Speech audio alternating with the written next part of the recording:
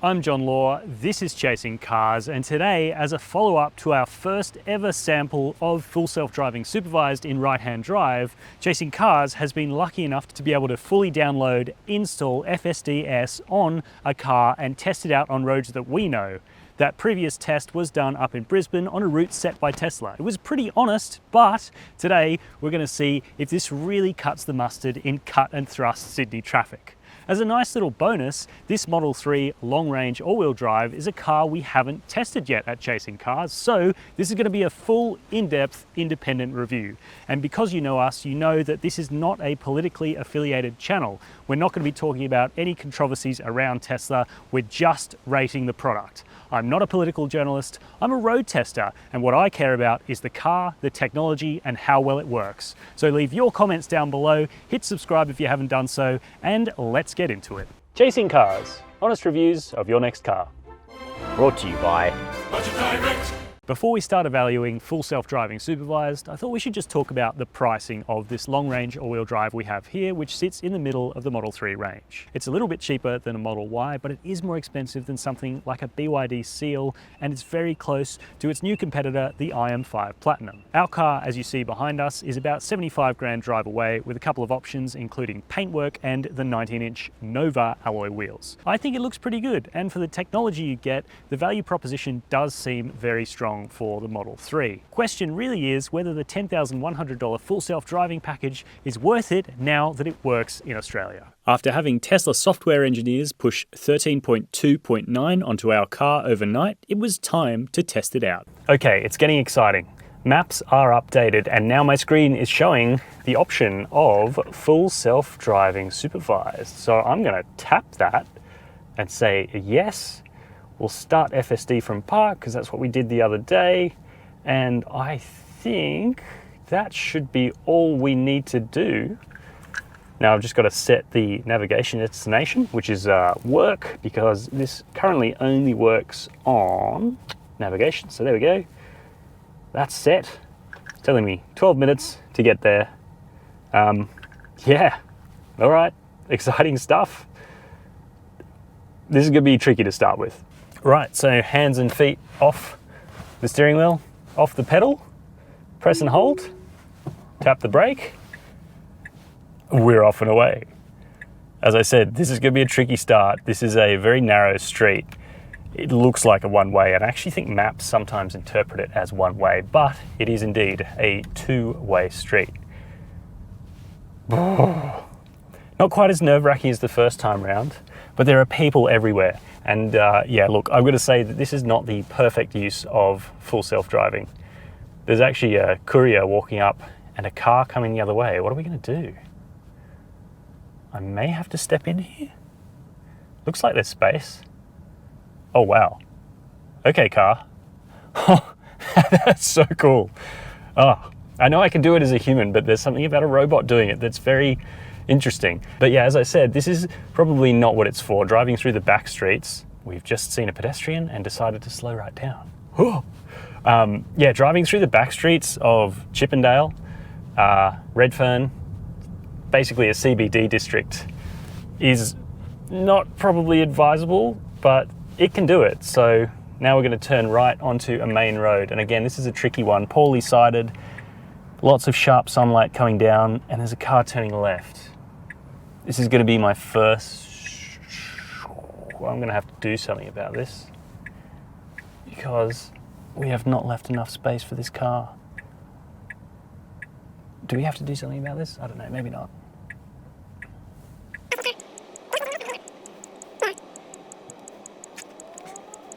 Oh my gosh.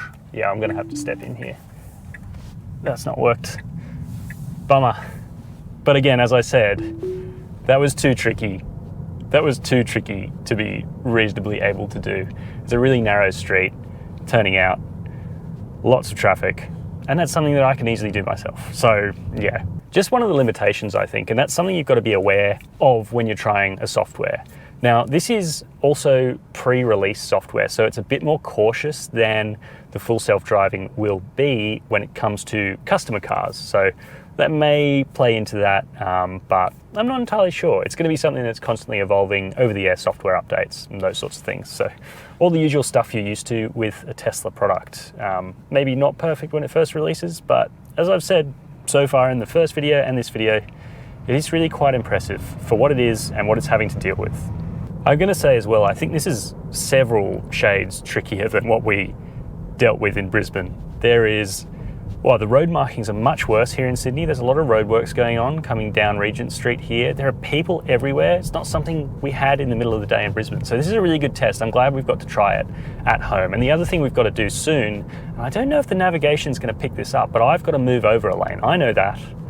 This lane that I'm in right now turns right. But I'm just going to see what the car thinks is the right thing to do. And see if it carries it off well. I think it's got itself into a little bit of a sticky situation here.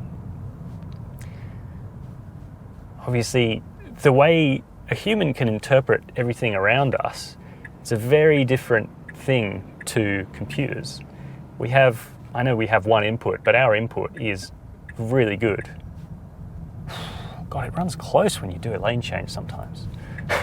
But yeah, our input is really good and contextualized through our brains. So the computer has all these cameras around, one looking at me, various ones outside the car looking for things going on, and it has to figure out how to contextualize all this data.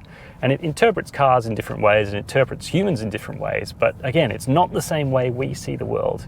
And I don't think it's looking as far ahead as I am. I'm looking all the way back as far as I can see, and I'm trying to see not the next traffic lights, but the one after. So you'll inherently get a smoother drive from a human driver who is undistracted. I think that still is very much the case when you're dealing with other human traffic. But as I said, if the human driver is distracted, talking to passengers, doing a piece to camera, for example, there's definitely merit in this. Definitely merit in this software and this technology. It's really cool. I know Americans will be like, oh man, you Australians, we've had this for ages, but it's just so novel. And we like to think of our roads here in Australia as complex, tricky, very difficult to deal with. So having a computer that can do a pretty good job, as I said in the previous video where I used this, it's kind of like a really decent learner driver who doesn't know the city quite well enough yet. That's what it feels like. So I'm pretty relaxed. That first turnout was tricky, but I'm starting to relax. Again, we come to another tricky lane choice situation where I've driven this road hundreds of times. I know that the right lane's right turn and there's a filter. I always get into the left lane, but the right lane's not right turn only. So this car has not gotten out of the right lane into the left lane because it doesn't know that. But we'll see what it does. We'll see if it interprets that and decides to go into the faster lane, because it does tend to. And I think after this, we'll take it out on the motorway, and that's a much better example of how this vehicle and this software deals with various lanes and changing lanes and overtaking cars. And I think that's an interesting take. So we will definitely head to the motorway after this for a bit of a longer drive. Oh, we're off. Oh, where are we going? Oh my goodness. Okay, tricky road markings. And yeah, I am holding people up. I don't think the general public likes me driving at 30 k's an hour when the speed limit is 100% 50 here. So I'm just going to top it up with the right pedal, which is something you can do if you feel like the car's going too slow. You can also adjust the cruise control speed. Yeah, so we can set that to 50 because we know it's a 50 zone. I'll take my foot off the gas and we've got another little dog leg coming up here, left and right. Oh, here's a tricky one. They're all tricky in Sydney, aren't they? There's a man with a wheelbarrow on the road right now. Oh, there's awful road markings, awful bumps. Dum, dum, dum. All done, and has correctly recognised the 50k an hour speed limit on this road now. I guess that's a navigation-based thing. Oh, there's a van pulling out, which is rude. There he goes. But the Model 3 slowed down nicely. It's quite polite, actually. I will say it's polite. It lets cars into gaps, doesn't drive like a human, which is nice. Although you can get taken advantage of a bit in Sydney, I think, if you drive like that. And now we make our final left turn into the Chasing Cars offices. Well, second last, this is the final one on the public road. And then I'm going to see how it finds a parking spot, because that's always fun. So there we go. Nice and smooth. Nice and slow. Very slow, actually. Looking for a park. Wonder if it's going to know that we can go in here. People crossing the road in front of me. Oh, okay. it has made the trip, and now it's my job to take over with these people walking in front of me. Yeah, it's a challenge. Tell you what, it's a challenge for a computer. Now I'm just going to do an auto park just for fun. See how well that system's working for Tesla in the latest system. Now I've got to say, the way this works instead of the regular enhanced autopilot is superb. It is so much better than that system for that kind of driving. Obviously you're not supposed to do enhanced autopilot in those situations, but you can try a little bit and it very quickly gets flustered with lane changes. This really is class leading. I'm going to give it a little bit of an easier challenge next. We're going to go, after I've done a little bit of work at the office, we'll head out on the motorway, go find ourselves some lunch and have a bit of fun doing that. So catch you there in a second. It's a glamorous life we lead sometimes, and this is lunch today. Classic road tester's lunch, a little bit different from a ploughman's.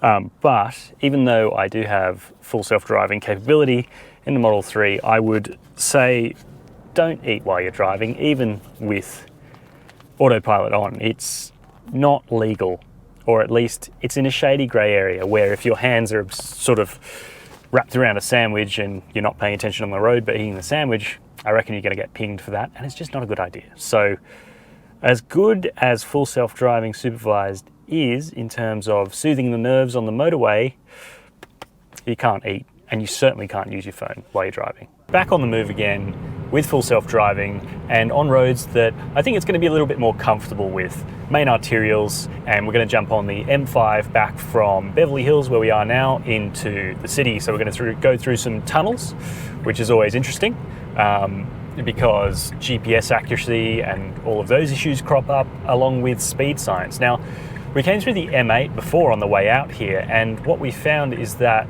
it seems like Tesla's software is unable to read or correctly interpret, at least, the partial speed signs in there. The speed limit's been raised as a general rule to 90 kilometers an hour, but the default is still 80, if that makes sense. And for whatever reason, the Model 3 wasn't able to distinguish that difference. So we were stuck at 80 and I had to manually increase the cruise control up to 90 k's an hour to keep up with traffic. So we're going to go back through the M5 and see if we have similar issues there.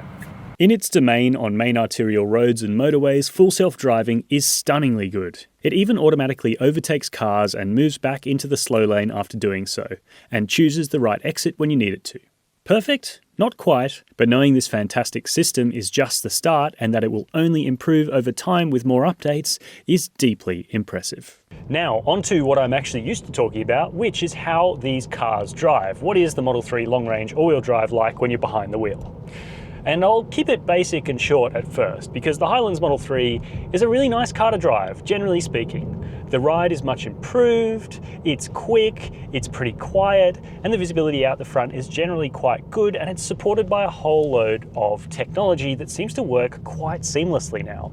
I'll demonstrate one of my favorite things, one of the most controversial things at launch, which was the auto shift from drive to reverse. We're on our Chasing Cars private test track, so don't mind the double white lines. I'm just going to do a U-turn and spin the steering wheel, hold the brake, and it has become really seamless to select between drive and reverse, which is actually quite luxurious. You don't have to touch a shifter, you don't have to worry about any of that stuff, which sounded gimmicky and lame at first, but in practice now, it's something I would find almost a little bit difficult to live without. It feels really good. Now, I will continue and say that the Model 3 is really, really good as long as you're not the sort of person that talks about supple ride quality, steering feel, and on-limit handling at dinner. Because if you are one of those people, like me, then you will quite quickly find some holes in the Model 3. For a start, the control weights are just a little bit awkward. The steering has various modes, 3 modes, light, standard, and heavy, but it always feels digital. It's like a early force feedback steering wheel that you're playing Gran Turismo 4 or something like that with. There's no real feel. It's possibly one of the most disconnected systems that I've felt. And adding to that is its hyperactivity, 2 turns lock to lock. And as you can see, sweeping through these corners, my hands are barely moving off center, which you get used to, but it still makes it a little bit harder to place this car on the road than your average car, which has a little bit more sneeze factor and a little bit more of a natural build-up. It's something that makes the Model 3 feel very unique and distinctive, either in a good or a bad way, depending on how you perceive that. And we'll come to this suspension as well, because although this is much better, especially on the 18s, than the pre-update Model 3s, there are still some awkward phases to it. For a start, although it's supple in the mid-stroke, it does really crash through over nasty potholes. I don't have one on our little test track that I can show you, but genuinely, it does crash through quite harshly, especially on these larger 19-inch alloy wheels, which are optional. So I'd personally stick to the 18s, even though these 19s look a lot better in my opinion. And then we come to some of the creaks when you're up on the road. This car has a distinct suspension creak under load from both the front left and the front right corner. You can hear it in the cabin, but you can really hear it outside. And you can also hear the boominess of the suspension in this car. Now, I mention all these things because while they're not probably deal breakers to people who don't drive a whole bunch of different cars all the time, for us here at Chasing Cars, I have to mention them because we do pick them up. It's not quite as sophisticated as the car I'm running for my long-term test car at the moment, which is a Kia EV3, which rides with more maturity and handles more consistently than the Model 3, because sometimes this car feels remarkably sporty, remarkably good, but sometimes it just feels a bit flustered. I'll put it through this little section of corners here, and that time it rolled nicely onto the outside tyres and got me through, but this time it's thrown me into rather unpleasant understeer. So there's not that lovely malleability to this car's handling, which is something that is really important to me as someone who enjoys driving. But it is relatively predictable and safe, which I think are two very key things because this car is so fast. 4.4 seconds, 0 to 100 k's an hour. We've been a bit desensitized, but the way the Tesla throttle tip-in works, which is genuinely sharp, like it's really quick, and it doesn't feel like it tops off until you get over 100 k's an hour. So I don't see any real reason to go for the performance for the extra performance because this is plentiful. We'll come back to safety systems as well, aside from full self-driving already discussed. Things like lane keep assist work pretty well, but the lane departure warning I've always found to be a little bit aggressive in this car. The bleating sound it makes is way too much. Like, it feels like an overzealous response to a lane departure. And then the rest of the driver assistance, the driver monitoring is never annoying in this car, which is really, really great. It works like a driver monitoring system is supposed to. But going back to the auto steer, which is still in beta, if we check our autopilot thing, auto steer feels so completely lame after full self-driving supervised. It's not even funny. And I can see why the Americans made fun of us Australian reviewers when we were talking about the auto steer, because look, if I set it on auto steer right now, honestly, the jerkiness of the system compared to the smoothness of full self-driving supervised, like it does not do a good job. It's about to drive me, yeah, I don't know. I'm just saying, I'm glad we have FSD supervised because we're about to drive, okay. Yeah, we almost drove off the road at our private test facility. And yeah, pretty jerky. It's really well lined, this facility as well. It just doesn't interface with that so well. So really glad to have full self-driving supervised on board now because I think it adds a real extra dimension to the Model 3 experience. The interior of the Model 3 is somewhat of an acquired taste, and that's even more so in this Highlands facelifted version of this sedan because, as you're probably well aware by now, there are no indicator or gear selector stalks behind the steering wheel, which is just a bit of a wig out when you first get in the car. That said, after spending a week driving this car, it's something you start to get used to. And because the 15.4-inch touchscreen is so bright and responsive, it means that jumping through the various submenus to find various settings isn't actually such a pain. It also looks really good. This car has the enhanced connectivity package, which you pay $10 a month for, which unlocks things like satellite imagery for the maps. The mapping software works quite well, which means the lack of Apple CarPlay or Android Auto isn't so annoying. Plus you can download music streaming apps like Apple Music, Spotify, YouTube. You can even download games. You're all kind of aware of that if you've been in the Tesla sphere for any amount of time. It does genuinely work quite well, if unconventionally. Partially that also comes down to some really good automatic software. For example, the climate control, which is really good, and although you have to interact with it through a touchscreen, the auto program works excellently and I haven't actually had any issues with it. Plus, for the new update, these vinyl upholstered seats, which isn't the greatest upholstery choice, they are actually heated and now ventilated. And that is on an automatic program if you want as well, which means you can get into the car, not think about futzing with the touchscreen to set up any of the climate controls, and away you go. This car really has that feeling of set and forget smartphone-like mentality, and I think that's no surprise coming from a brand like Tesla. Also, it's worth pointing out that some of the regular things that car companies have been working on for a long time, such as interior practicalities, well, they're areas this Model 3 excels in. You've got some really deep bins here, perfect for storing all your odds and ends that you have with you while you're driving, 2 center cup holders. We've got the iconic twin wireless charging pads down here, which have been copied to no end by all sorts of other manufacturers, and even the door bins, which are felt lined, which is really nice, stop things rattling around in there. They easily accommodate a 1.5 litre water bottle too. So all of those touches of high tech and actual thoughtful storage, it's really good to see. Where the Model 3 does fall down a little bit is in terms of build quality and material quality. Yes, the materials feel better than before. The steering wheel is upholstered in a nicer fabric than it ever was before. You can tell that they're not going to last the distance. They don't feel like they're built to last 20 years and 400,000 Ks. They feel like they're built to last 4 years and 150,000 Ks if you're going to do that many.